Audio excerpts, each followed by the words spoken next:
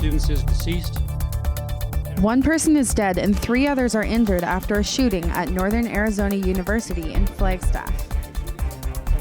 Tunisia's National Dialogue Quartet wins the Nobel Peace Prize. The organization helped establish democracy in a country on the brink of civil war. The Blue Jays need to slide into the win column in Game 2 of the ALDS after losing Game 1 to Texas. Hi, and welcome to Humber News. I'm Morgan Gallagher coming to you from our newsroom here at Humber College North Campus. Another shooting has taken place at an American university campus. After a confrontation involving a gun between 2 groups, a person has been pronounced dead and 3 others taken to hospital. In the early hours of the morning, police were called to a scene of a parking lot shooting at Northern Arizona University's Flagstaff campus. A joint news conference was held today by a university representative and police. We have assured the NAU community that campus is secure and classes will go on as scheduled. 1:20 in the morning. Police have not released the names of the victims, but the shooter has been identified as 18-year-old student Stephen Jones. The shooting falls on the same day President Obama is scheduled to visit the families of the victims of last week's Oregon shooting. And this just in, Texas Southern University in Houston is on lockdown after 2 people were shot near student housing. This is the 3rd shooting at TSU in the past 2 months. The university says the shooter is still at large. To San Francisco, 3 individuals have been charged with the murder of a young woman from Quebec. 23-year-old Audrey Carey was found dead in Golden Gate Park last weekend. According to family members, Carey was backpacking solo through the United States and planned to eventually head to Europe. Overseas, this year's Nobel Peace Prize has been awarded to a little-known group, Tunisia's National Dialogue Quartet. It received the honor for its role during the country's transition to democracy in the wake of the 2011 Jasmine Revolution. The Norwegian Nobel Committee says the coalition of human rights, activists, and lawyers saved Tunisia when it was in danger of collapse following political assassinations and social unrest. It established an alternative, peaceful political process at a time when the country was on the brink of civil war. Tunisia held successful legislative and presidential elections last year. Members of the quartet say the award is a message on the power of dialogue. Back at home, if you're wondering where your staff and classmates are, you'll probably see them this afternoon on the Jumbotron at the Rogers Center. That's where they were yesterday, to see the Blue Jays play their first postseason game since 1993. The Six was painted white and blue for the Toronto Blue Jays. Fans left work, school, and called in sick to watch the big game. Almost 50,000 people were there to see Toronto lose 5-3 to the Texas Rangers. The game is in the top of the 5th inning right now. The score is 3-3. More Canadians are out of a job. Statistics Canada says that the country's unemployment rate rose slightly to 7.1% in September. Although 74,000 new part-time jobs were added, they were offset by the loss of 62,000 full-time jobs. The report says that more people joining the job hunt also contributed to the rise. To Surrey, BC now, where Stephen Harper was interrupted not once, not twice, but 3 times at a rally. The agreement President Obama calls the most progressive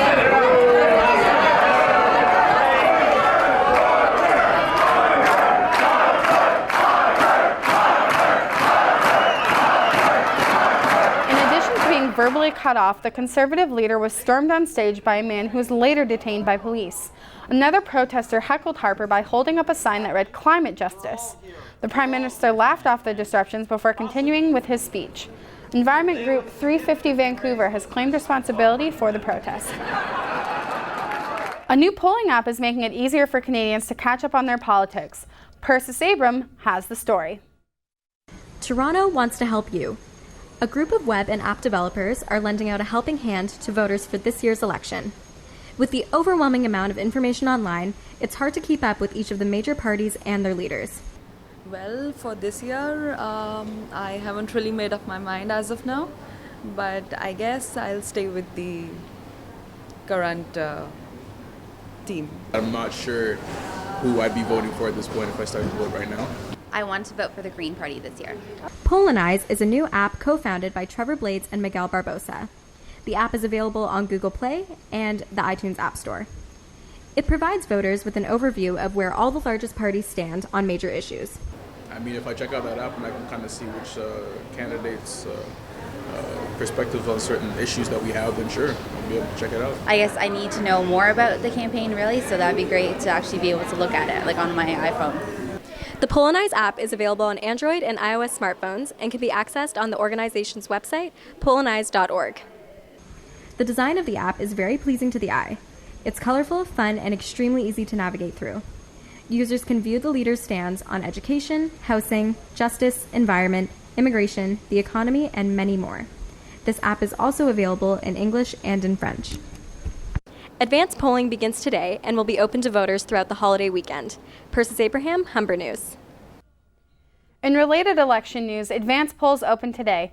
Canadians are headed to local voting stations today to cast an early ballot.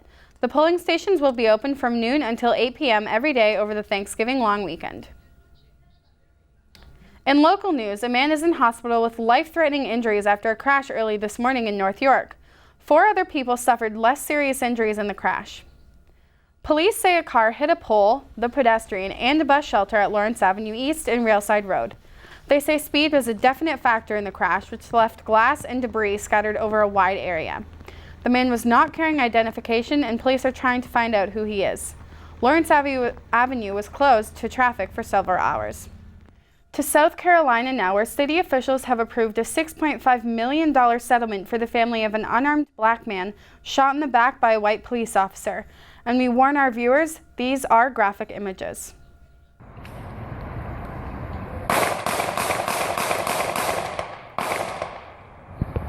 A cell phone video caught Walter Scott being shot 8 times by a North Charleston police officer while trying to run from a traffic stop last April. The officer is facing murder charges and has been fired from the force.